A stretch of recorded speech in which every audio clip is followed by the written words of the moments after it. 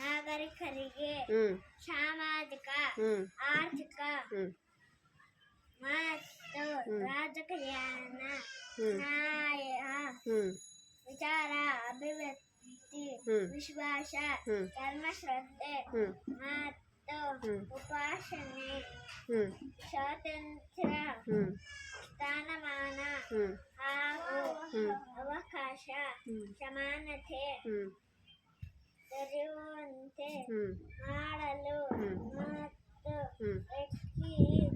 ವ್ಯಕ್ತಿ ಗೌರವವನ್ನು ರಾಷ್ಟ್ರದ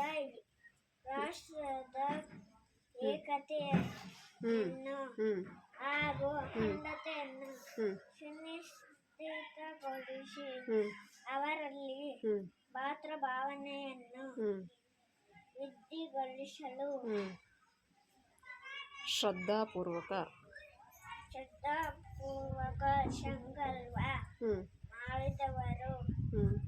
ಮಾಡಿದವರಾಗಿ ನಮ್ಮ ಸಂವಿಧಾನ ಸಭೆಯಲ್ಲಿ 1900 ಇಸವಿ ನವೆಂಬರ್ ತಿಂಗಳ ಈ ದಿವಸ 26ನೇ ತಾರೀಕಾದ